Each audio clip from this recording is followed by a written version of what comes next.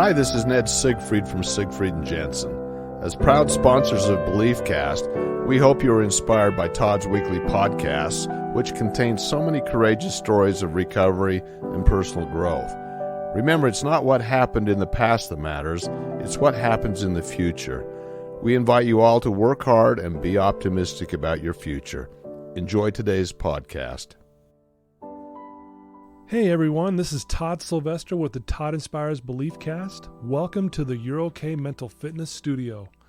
I would like to thank our sponsors, Ned Siegfried, Luke Peterson, and Todd Bradford with Siegfried and Jensen, Mark Richards with Wasatch Recovery, Colby and Mackenzie with Thread Wallets, Drew Peterson with First Digital, Greg Jackson with Mountain West Spine and Orthopedics, and Travis Whitaker, the owner of Living Recovery Interventions. And also, I'd like to give a shout out to Paul Cardall. The music that you hear at the beginning and the ending of these episodes is by Paul Cardall. He's an amazing person, and he's been one of my heroes for years. So thanks to all my sponsors and Paul Cardall for believing in me. I love you guys so much. Please enjoy this next episode. Max Hall joins us today, the former BYU quarterback, NFL player. Many of you know him as the most winningest QB at BYU, an amazing athlete, but also more importantly, an amazing person. And Max, I can't thank you enough for sitting here with me today. And it's just truly an honor to actually be sitting here with you. No, I appreciate that, man. I'm glad you reached out and we got to do this. And it's kind of like what we were chatting about earlier. I love guys who are willing to share their story and use it in a positive way. So love the vibe, man. And it'll be a fun conversation. So yeah, thank you. Yeah. Well, let me give you a little background for those who may not know Max. He's currently the offensive coordinator at American Leadership Academy, Queen Creek. He's married to his beautiful wife, Mackenzie, and has two amazing children, Rex and Hayden. He also recently opened up his own substance abuse counseling center in Mesa, Arizona called Victory Recovery, which we're going to talk more about. He's aiming to give back and to help those struggling with mental health and addiction. He's got his own podcast, Agents of Recovery, and which is really cool. We're going to promote that as well. He's doing a lot of good. He loves coaching. It's one of his favorite things to do. And he's been through a lot. And, he's with all his successes with with football, he's also had a lot of, setbacks and some things that he's had to, overcome and come through. And he's struggled with addiction, and his story is really remarkable. And it's just great to see him make it throughout the other side. And now he wants to give back and make a difference in this world. So again, you guys, we're in for a treat today. Max is an amazing individual, and I'm grateful that he's on the show. I'd like to start, Max, for those who may not know, just maybe tell us where you grew up and a little bit about your family as you were growing up. Yeah. So, I was born and raised in Mesa, Arizona. Most of my family is there on my mom's side. My dad's side came from Vegas, but okay. Had a lot of family here. I grew up in a very, a very athletic family, I guess you could say. My grandpa was an All-American at ASU, and my uncle Danny White, they both have their jerseys retired and their numbers up in the stadium, right? Yeah. So grew up in that environment, grew up in sports, had a great dad who not only taught me a lot about sports, but life and faith and everything, and had a great mom. So, I had a great childhood, like really, and great parents. I had great siblings and played sports. And, my upbringing was pretty awesome. We'll get into it later. I never thought I'd have the struggles in life that I did with where I came from and where I grew up. But, sports were a big deal. Football was a big deal. And it's kind of funny. I was actually, my first love is basketball. I thought I was going to go to ASU and be a basketball player. And oh, really? I ended up being able to throw a football better than shoot a basketball. So I ended up playing football. So was able to go to ASU right out of high school, went on an LDS mission when I came back. It had everything to do with the environment for me because I struggled at ASU in the environment. First time out of the house, and I'm in the dorms and there's parties, and that's when there was a little bit of dabbling. And but so when I got home off my mission, I'm like, I can't go back to that. And BYU called me and said, hey, we heard you're back. We still got a scholarship for you. And so it was a no-brainer for me to end up going to BYU. Yeah, it's interesting you say that. I had a friend who went to ASU, and he said it was crazy. Like it's Monday and there's a party going on, and it's like, hey, it's Monday. What's going on here? Oh And so man. yeah, the environment was pretty crazy. But so yeah, that's how did you feel that BYU reached out? I mean, you probably grew up, maybe even thinking about playing for them. How did that go? Yeah, I mean, it's funny. I did not grow up a BYU fan. Really? I was an ASU fan. It's not like I was a BYU hater, but Right. I was ASU. I grew up going all the games and all that. So I never really thought like, yeah, I want to go play at BYU because I was so set on ASU. Yeah. But BYU was in my top three. And so it Yeah. meant the world to me when I got home and they called because Yeah. um I needed that at that point in my life. And here's an interesting story, Todd, that I, I, I don't tell all the time, but when I got home off my mission, I came home early from my mission. And so when I Okay. got home, I was trying to decide what's next. And I knew Okay. I couldn't go back to ASU because of the environment. So I actually decided I was done playing football. No Like way. I was done. I Wow. was going to go to Mesa Community College and take some classes and move on in my life. And Yeah. Coach Tidwell called me from BYU and, hey, we still got a spot for you if you want it. And Uh-huh. sorry about that. We still got Okay. a spot if you want it. And Yeah. I went up there and met Bronco and the team and went to a fireside. And I said, yeah, this is it. So I'm made in. the transfer. Wow. And again, I mentioned this in the intro that you're the winningest QB in BYU history. How does that when you hear that, does that just kind of blow your mind? Because think of all the amazing QBs that have gone through that school, right? I know. I mean, it's an honor. And I was also very blessed to play on some very good teams, like some of Right. the best teams, I think, to come through BYU, in my opinion. And Yeah. guys like Austin Collie and Dennis Pitta and Oh yeah. Harvey and Andrew George, and I could name off all of them, had a Yeah. ton of weapons and we were explosive on offense. And so we had a good group and won a lot of games. And so, For I sure. work with Ty Detmer now, and he's Oh, the head coach here at the school. I'm the offensive coordinator, and it's so fun working with him because he's got such a great mind, and we see eye to eye on a bunch of things. But I'll always kind of give him some crap because yeah, yeah. he has a lot of the records. He has the yards and the touchdowns and all Yeah. that. And I go, but Ty, what's the most important stat? Does it really matter if you throw for all those yards if you're not winning Yeah. games? And so he's like, and Ty's such a good dude. He just smiles. Yeah. But I cherish that record, and because winning was meant everything to me at the time. You know what I mean? Like Yeah. I was a winner, and I was willing to put in the work to be very successful. So it's an honor, and honestly, I think it's going to be tough to break because not a lot of For QBs in sure. college are playing 3 years now. Yeah. So Yeah, it might stand the test of time, right? it That's that's might, that's really cool. yeah. Well, a lot of people looked up to you. I know there was a huge rivalry in Utah here with you and Utah and BYU, and Utah fans can be pretty tough and pretty brutal. And I know you took some heat, uh, Sure. especially with through some of your struggles and stuff. And so, but we'll get into that in a minute, maybe if we want. But you get drafted. You go to the Arizona Cardinals, if I have it Mhm. correctly, and you got the chance to play. And boy, you were a gutsy player, man. You would put your head down and you would get hit hard and this and that. And there was one particular play, I think, where you're almost to the goal line and you get hit really hard. I think you ended up getting a concussion, but you kept playing, right?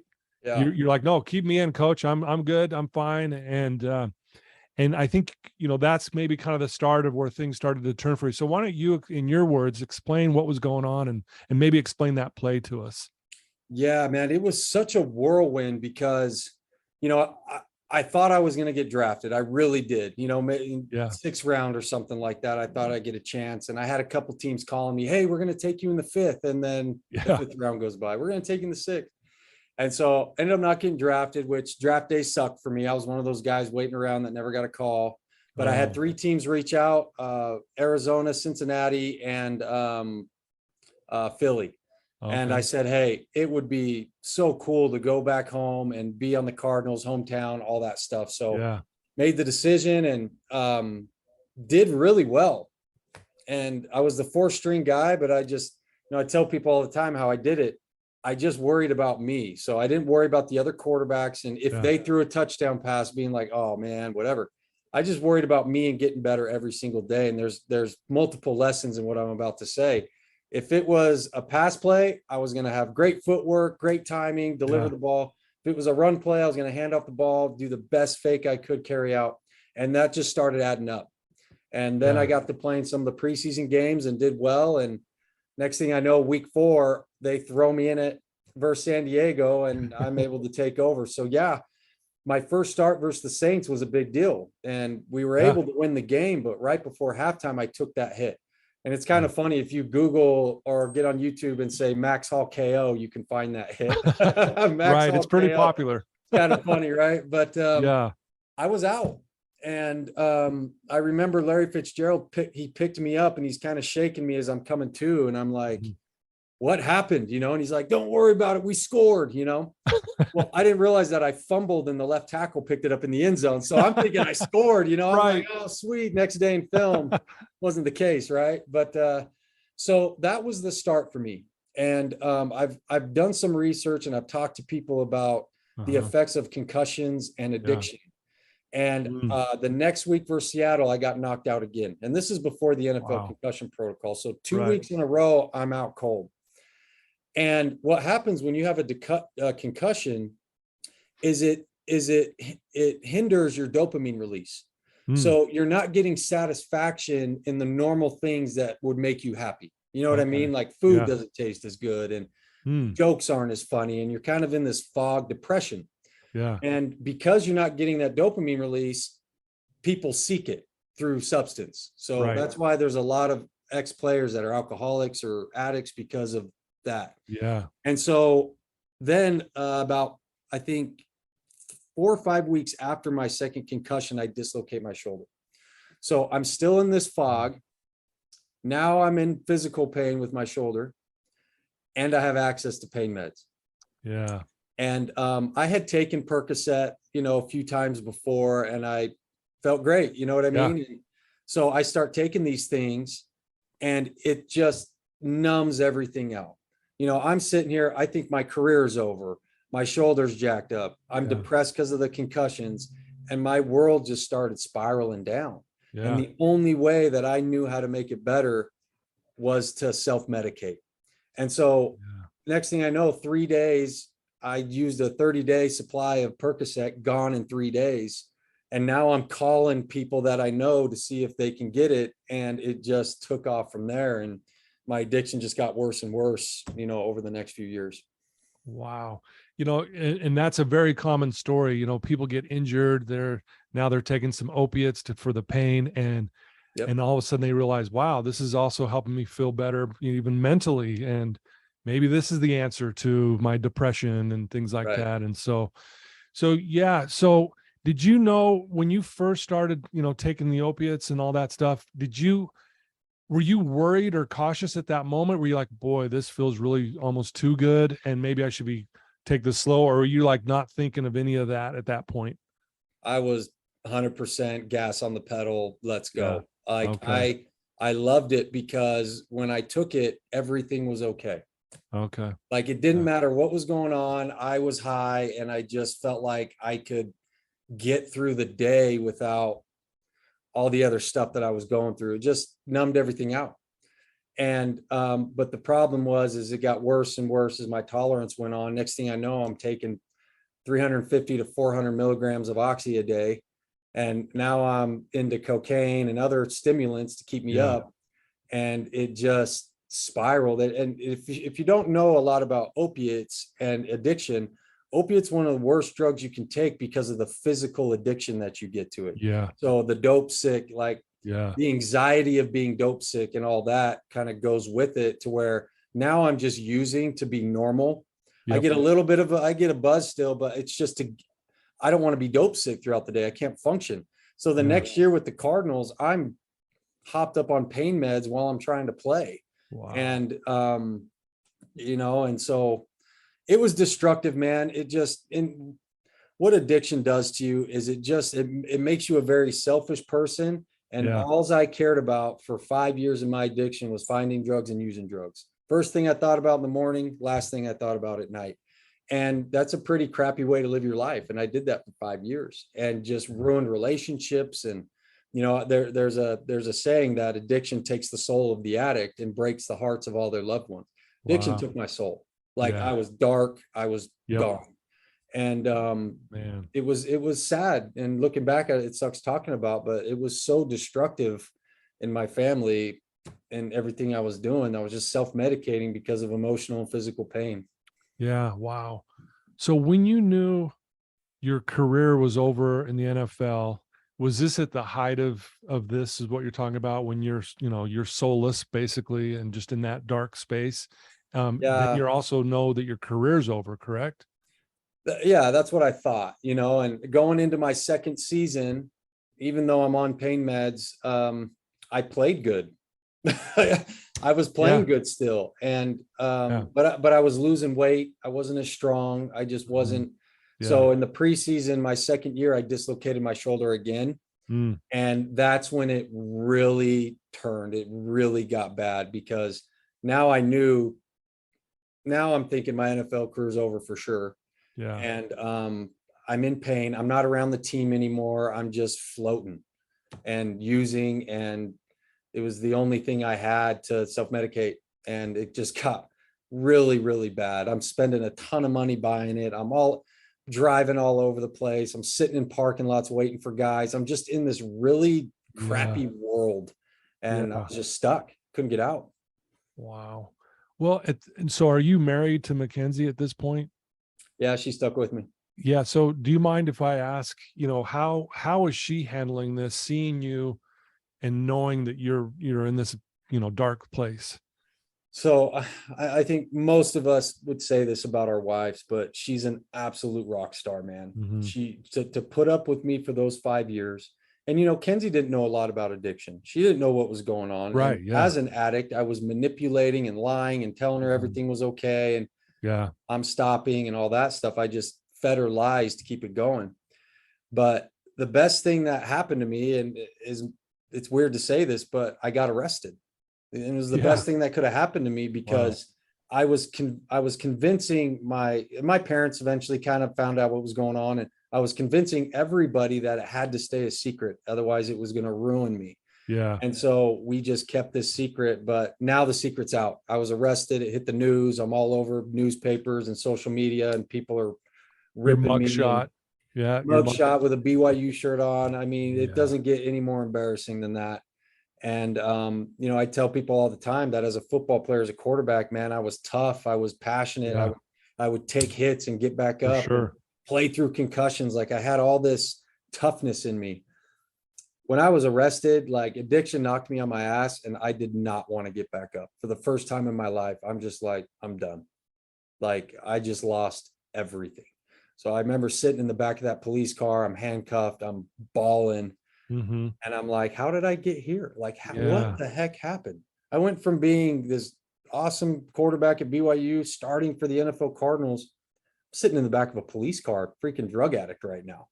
Like, I'm in my mind, my wife's gone, my relationships. And so I remember that happened on a Saturday. It hit the news on Tuesday because Monday was a holiday. Yeah. When it hit the news and it came out, I remember I was sitting in a parking lot somewhere. I was completely just embarrassed and destroyed at that point. And I had the thought of maybe life's not worth living anymore. And for the first and luckily the only time in my life I was really contemplating, like, is it worth fighting? And but I made the decision because it was either die or fight for me at that point. Right. And I was lucky enough to have some people and coaches and reach out and help me get to a rehab, and they saved my life, but my secret was finally out, and now I was able to go get help. Wow. Yeah, I'm sure. I can't even imagine, Max, how the mug shot with the BYU shirt on. Yeah. I mean, the lowest of lows. I mean, here you are, the winningest QB in history at BYU, to now you're in the back of a cop car. I can't even imagine the pain and the shame and the guilt you were going through in that moment. And anyone listening to this would understand why you had thoughts of, maybe ending your life and not being here anymore, but you said something really amazing at the beginning of this part of your story. And I want you to talk about this. You said getting arrested and going to jail and even having the mug shot and all that stuff was the best thing that ever happened. Yes, it led to you getting some help, but talk more about that if you don't mind, because people listen to this will be like, how is that the best thing? How is that the best thing? Do you mind talking a little bit more about that? Sure. It was, here's the thing, there's a saying in recovery that secrets keep you sick. Yeah. And they really do. So this secret that I had, I was convinced that I could keep a secret and no one would find out. And in my mind, I'm like, yeah, I can stop whenever I want. Right. But I couldn't. I would lock myself in the bedroom for days, try to get through it myself, the withdrawal, and I would last 2 days and be like, screw this, I'm out. Right. So it was this vicious cycle and I couldn't get out of it. So the only way for me to get out of that was something need to happen to me. Yeah. I like me getting arrested finally was like, I don't have a secret anymore. Everybody knows what I've been doing. Right. And so that's when it comes back to, I had no choice either to die. My choice was either die or fight, give up or get up. And that's why it was so important. And I went to rehab, and finally a few weeks later, I had a conversation with my wife because I was scared to talk to her. I thought she was gone. Yeah. And so I was scared to talk to her. And she finally talked to me. She goes, Max, I am so happy that you are where you're at right now. I love you. I want to fight with you. And that changed my world when I felt like, hey, I got a wife who's willing to fight with me. I have coaches and teammates and parents and in-laws that are supporting me and want me to get better. I needed that team. Yeah. I needed those people. And Kenzie, to her credit, worked on herself. She studied addiction and learned about it and read books, and she started seeing a counselor, and she did her own self-work, her own self-help, and stopped being codependent on me. And that was the way she made it through. If she hadn't have done that for herself, I don't think things would have worked out. But because she matured and got her own help, she was able to help me and put up boundaries and do things. And so that never would have happened unless the arrest happened and everything was out. Who knows where I'd be today? Let's say I never got arrested. Who knows if I'd still be using or not? Like, I needed that. Some people say, well, that was your rock bottom, right? That's what happened to where you woke up. And so if that was, that's okay. It was it was a blessing in disguise. So for sure. I love that. Very well said, Max. I'll tell my clients all the time that life happens for us. We may not know it in the moment, but that's really, it happened for you because it did. It changed the course. And like you said about your wife, Kenzie, that she even dug deep and had to learn some things and do the work. And that says a lot about her. So shout out to her that she was willing to not only say, hey, I support you, but I'm going to do my own work. I'm going to figure out what's going on here so we can be a team in this and we're going to fight together. I mean, I can imagine how good that felt to hear her say, hey, I'm going to fight with you. Wow. I mean, that just gave me chills when you said that. Like, I seriously, I went to a detox, but I was also on Suboxone too at the time, on and off. Yeah. I'd failed an NFL drug test, and so they put me on Suboxone. That's a whole nother story. But so basically, when I went to the detox center, I was there for 7 days, and I basically had to go into rehab and go through 2 weeks of withdrawal. Oh, so I'm going through withdrawal, and I'm in a mental state that Kenzie's gone, everything's ruined. And so I wouldn't talk to her. I didn't want to talk to her. I wasn't ready to hear what I thought she was going to say. I was assuming, which is one of the worst things you can do. So when she said that, I got chills, man. I'm like, holy cow. Like, that's some amazing motivation for me. But what I found out is that motivation is temporary. Yeah. And I couldn't do it for somebody else. I can't do this for her. I can't do it for my kids, for my job, for my parents. When I finally got to the space where I'm like, I got to do this for me. because that's what I want. Yeah. And that was a turning point when I owned it and said, I got to change for me. And I tell people all the time, it's the only way it works. External motivations are great, use them, but until you get that passion inside of you and make that decision, and I say you got to burn the boats. Yeah. Which means you just landed on shore, you're about to go to battle, burn the dang boats. That means we're not going back.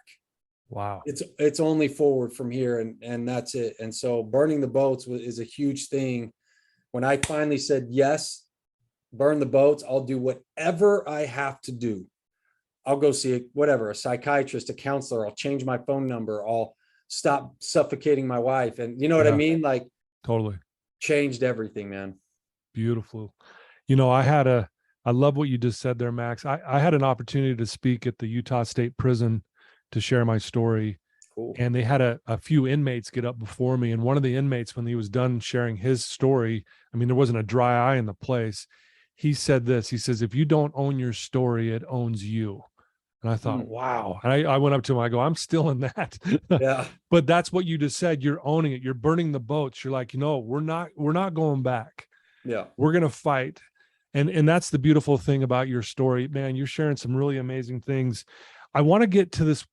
We're going to get to what you're doing now, but I want to talk about, so you're done playing football. And I remember in an interview that you talked about how you struggled. You couldn't even watch an NFL game or a college football game because, I mean, that was your life. And all of a sudden now you're not doing it, but then watching it was really painful. Do you mind talking about that? Yeah. So, there's a saying that you'll hear coaches or people say all the time, that football has to be something you do, not who you are. Right. Yeah. Which I disagree with a little bit, because when you're that passionate about something and you spend that much time working at something, it becomes a big part of who you are. I don't care what you say. And I was known and recognized as Max Hall, the quarterback, Max Hall, the winningest quarterback at BYU, Max Hall, the starting quarterback for the Cardinals. Yeah. It was my identity. Yep.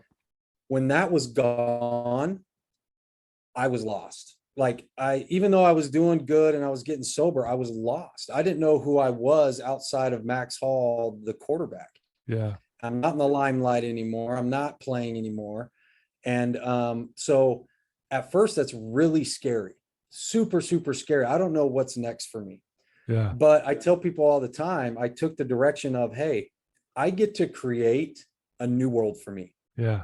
A new world. And, Kenzie used to say, like, I want the old Max back.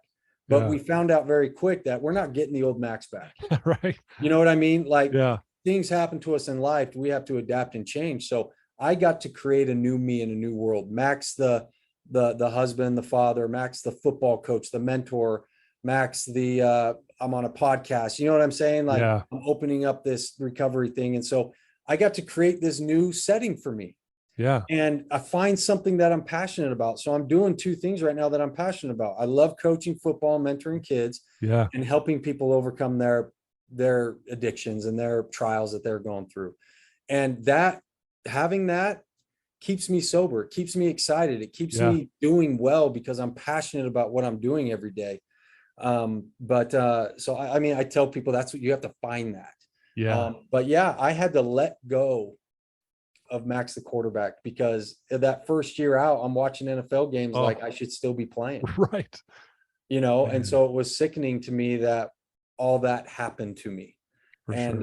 So I had some resent and some issues that I had to work through there, and now I'm fine. But I couldn't watch a game. It was too hard. And that makes a lot of sense. And I think anyone knowing you would go, I get why that would be a battle, because you did. I mean, you were known, for your toughness. And that was one of the things I always admired as a fan from sitting from the sidelines, is just how tough you were, and anyone who knows you, whether they like you or not, because as a football player, especially here in Utah, you probably had half and half, but no one would argue your toughness. And I always admired that about you. And now you're taking that same toughness, what I'm hearing, and you're putting it in this direction. I say this a lot, Max, to my clients. If you master the first 11 steps of AA, you'll drink and use again.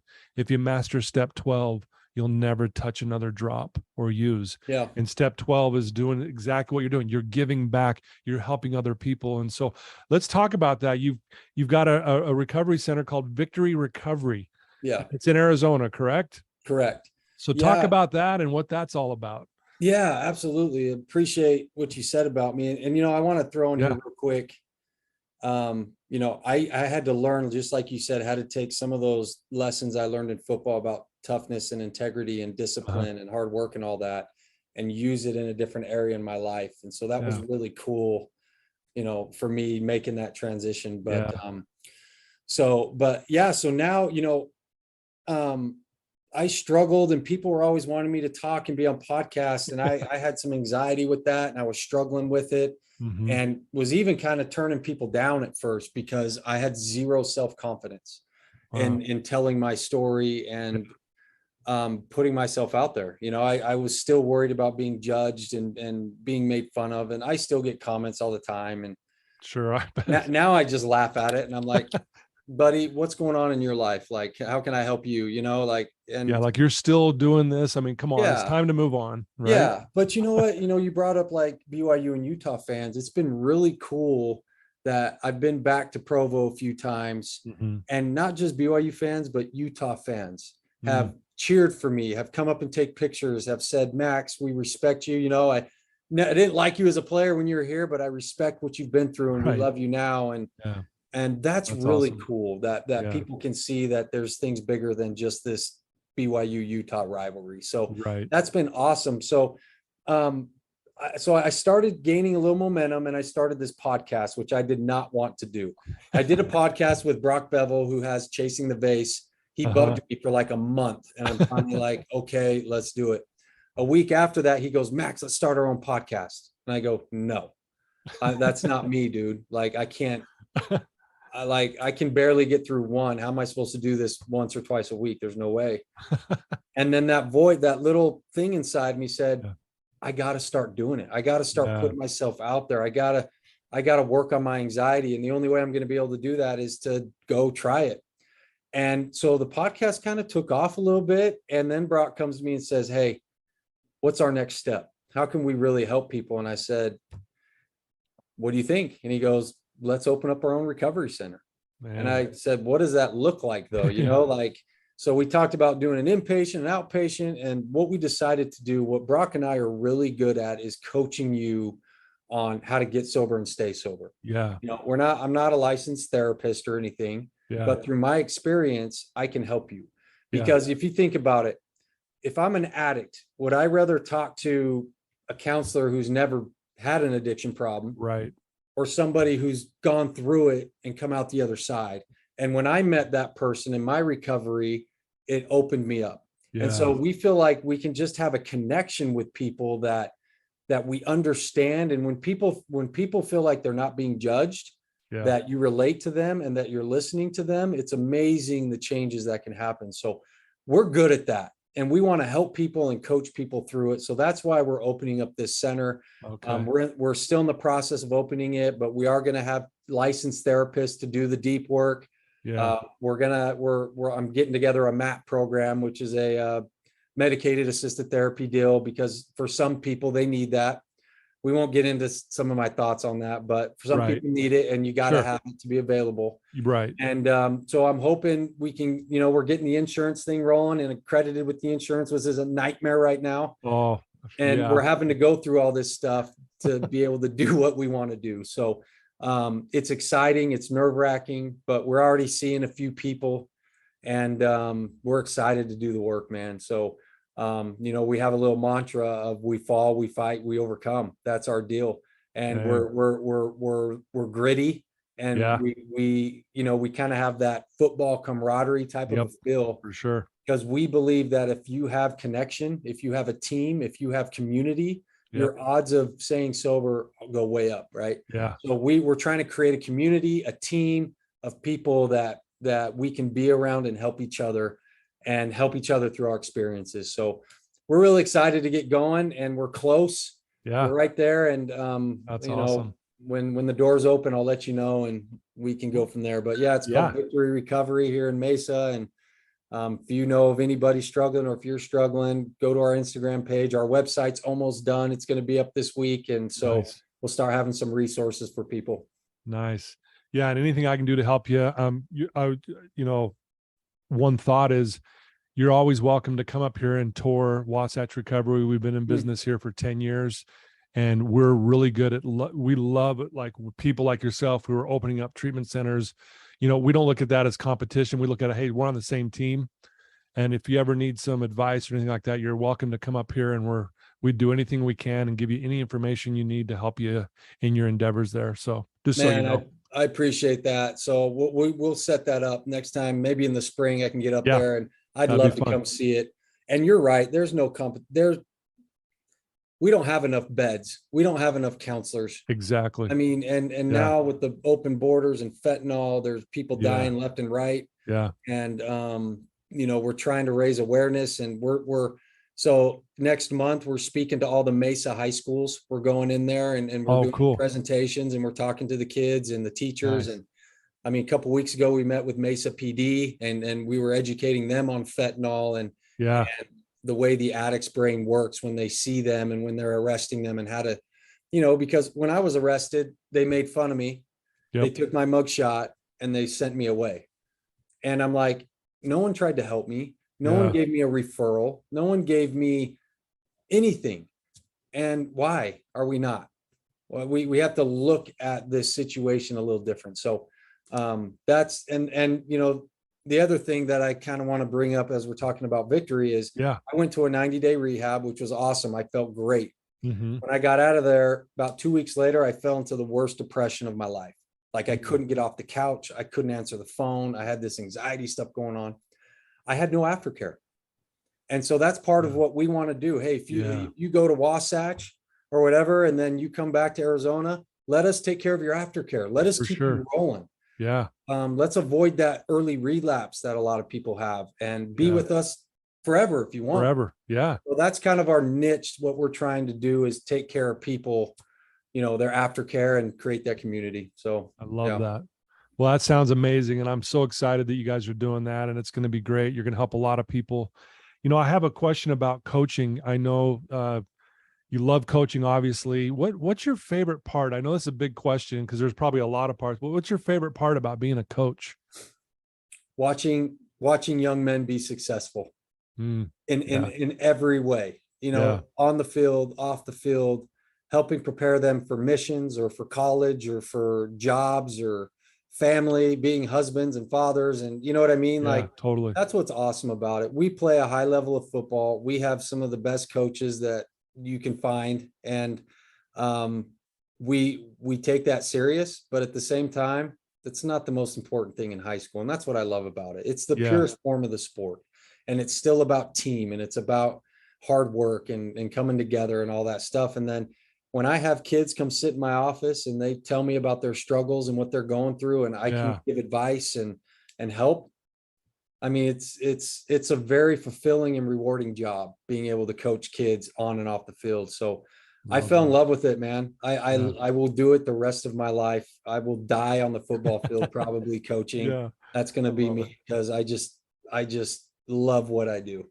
Yeah. I love that. And I think, and this obviously, but because of what you went through, especially the struggles, these kids not only relate with you as a football player, but they relate to you in their struggle. Like, hey, Coach Hall's been through some tough times and he's overcome it.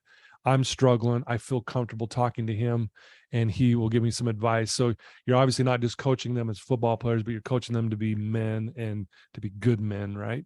Exactly. And it's so rewarding when a kid opens up to you and you're able to help him. Or I'm talking to a kid about vaping, and he comes in one day and says, "Coach, here's my vape pen." And right there we smash it and we throw it away and we say, "Okay, man, that's step one. Like, let's keep going. Let's work this way." Or there's so many kids who don't have a family or don't have a dad or whatever that need a mentor. And sometimes it's a grind, but it's well worth it in the end, man, for sure. Oh, I love it. That's beautiful. If there's someone listening to you right now, Max, who's in a dark place, they're really struggling and they're listening to you right now. You've already given some amazing advice, But what would you tell that one person right now who's in that dark place? What could you tell them that might help them right now? The first thing that they need to understand is there's other people who have been there, including myself, including you, Todd. We've been there, and we understand where you're at. We understand the darkness, and we're here to tell you that we climbed out of the hole, and so can you. And there's hope in recovery. There's healing in recovery. As much as you don't want to do it, as much as you think you need that drug, as much as you think you can't live without it, there is a much more fulfilling life for you. And giving people that confidence is what it's all about for me. So you got to make the first step.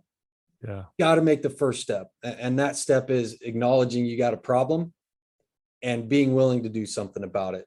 Yeah. Burn the boats at that moment. Ooh. And there's so much more to life than the way you're living. So that's what I would say, man. There is hope. Yeah. There's people that understand where you're at, and there's people that can help you if you'll just let them. Yeah. Beautifully said, Max. Beautifully said. If someone wants to reach out to you, Max, and maybe ask you a question or learn more about your recovery center and your podcast and all that, what would be the best place for them to look you up and to find that out? So right now, the best place to go is social media, either Instagram or Facebook. And we're at Victory Recovery AZ is our handle name. Okay. I said earlier, our website should be up probably by the end of the week or early next week. And that's going to be victoryrecoveryaz.org. It's going to be the website there. And but for right now, jump on Instagram. You can DM us, ask questions. If you want to set up an appointment to come see us, we're doing it all through there till our website gets up. So we're still in the early stages. We are seeing people, and at a discounted rate, cash price right now till we get the insurance going. But we will never turn anybody away, and we want to help. So reach out to us on Instagram right now. That website will be up, but Brock and I are on that all the time. So we'll get back to you pretty quick if you get on there. So beautiful. And I'll put all of your, all those social media links in the show notes and all that stuff, so people will be able to go right to it from once we go live on this. And the other thing is check out Agents of Recovery too on Instagram. If you're interested in listening to our podcast and doing that, we have at Agents Recovery and links on there to the podcast. And I think people will really enjoy it because we talk about multiple subjects. It's not just always talking about drug addiction. It's leadership, it's communication, relationships, finding your why. I mean, everything that goes with it. And some really good stuff. And it's raw. We don't script it, just like what we did today, Todd. We just talk. We're open and it's raw. So check both those out. And we want to help. So please reach out. Love it. Yeah. And I challenge anyone listening to this right now, especially if you're struggling, reach out to Max. Obviously, you heard his story here today. He's an amazing person. He's not only used to be a tough football player, but he's also a tough guy in recovery, meaning he's out there trying to make a difference and he's putting his energy in that. It really is inspiring, Max, to see what you're doing. And like I said, I always admired you from a distance, like how tough you were. But I'm even more impressed after sitting here with you today, just the man you are, the way you live your life.